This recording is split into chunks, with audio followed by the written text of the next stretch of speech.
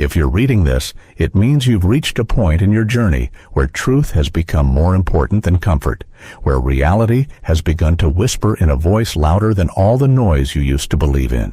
You are not here by accident, and the life you desire is not a fantasy. It's a mirror waiting for you to become solid enough to reflect it. You've spent enough time wishing, waiting, visualizing, hoping, but now you're being called into something deeper, something heavier, something more real. The world you want does not come to you when you plead for it. It comes when you stand up, straighten your spine, take full responsibility for your state of being, and claim it as already yours. That's not philosophy, that's law. That's how the invisible becomes visible. That's how the imagined becomes fact. Neville Goddard taught that the only thing separating you from what you want is the assumption that you don't already have it. And Peterson reminds us that chaos is not tamed by fantasy. It's tamed by order, action, structure, discipline. One teaches you to believe differently. The other demands that you behave accordingly. And together, they ask you to stop dividing yourself. Stop splitting your desires from your duty. Stop separating your dreams from your daily decisions. Because the truth is, the life you want already exists. The version of you who lives it already breathes, thinks, acts in perfect alignment with it. And the only question that remains is, will you step into that identity now, or will you keep worshiping the gap between who you are and who you were always meant to be? There is a cost to staying small, a cost to hiding behind, "I'm not ready. It's not realistic. Maybe someday." The cost is time. The cost is your soul knowing better and your body doing nothing about it. You are not lost because you can't see the path. You are lost because you're afraid to walk it without permission. But here's the truth. You are the permission. You are the structure. You are the vision. You are the initiator. There's no outside force coming to save you, and there never was. The voice you've been waiting for is the one inside you, shaking you awake right now, saying, stop postponing the life that is already yours. Step into it, own it, bear it. Because this isn't about feeling ready. This is about choosing alignment before evidence and discipline before reward. This is about assuming the state before the result and holding it even when nothing changes, because you've decided you are no longer the kind of person who abandons their vision when the world gets quiet. You are no longer at the mercy of your circumstances. Your circumstances are now at the mercy of your assumptions and your actions. This isn't just manifestation. This is mastery. This is remembering that reality doesn't respond to wishful thinking. It responds to coherence. Your mind and your behavior must match. Your inner world must speak the same language as your outer habits. You cannot affirm abundance and live in fear. You cannot script joy and speak defeat. You cannot visualize purpose and wake up numb. You have to become the thing before the world reflects it. And that becoming will cost you your excuses, your victimhood, your laziness, your self-sabotage, your story. It will cost you the version of you that was allowed to sleepwalk.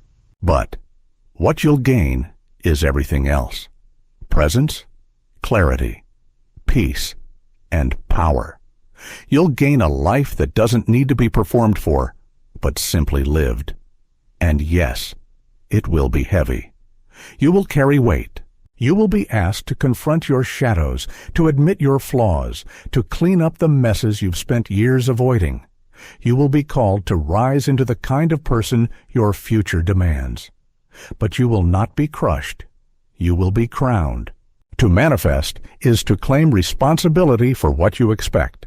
To embody is to discipline your attention and your posture until they reflect the future you believe in. And to change your life is to do both daily, without applause, without guarantee, without proof, until the world can no longer ignore who you've become, until the results no longer surprise you because you've known all along. This is the moment where dreaming ends and becoming begins. This is where you stop negotiating with your potential and start executing. This is where fantasy is replaced with form and imagination becomes instruction. This is the threshold between knowing and living, between waiting and walking, between being pulled by your old story and being propelled by your new one. You don't need another sign. You don't need another book, course, or retreat. You need to sit still, look at your life, and tell yourself the truth, that you've always known who you could be. You've just been afraid of how much responsibility that would require. But now, the fear of remaining the same is louder than the fear of changing. Now, your calling is clearer than your conditioning. Now, you are ready to do what most never do, to live deliberately. To wake up each day and ask, what would the version of me who already has the life I want do right now? And then, do it. Without hesitation, without needing the feeling first, because that's what adults do. That's what creators do. That's what leaders do. You are not here to survive your life. You are here to shape it. You are not here to explain your limits. You are here to expand them. You are not here to wait for approval. You are here to approve of yourself in action. To meet fear with faith, to meet pain with clarity, to meet doubt with structure, to meet chaos with sacred responsibility. Because if you do not voluntarily confront the burdens your soul was made to carry, you will be crushed under the weight of the ones that are chosen for you. So choose now. Choose your burden. Choose your identity. Choose to become so aligned with your vision that it feels inevitable. Not magical. Not mystical. Just accurate. Just obvious.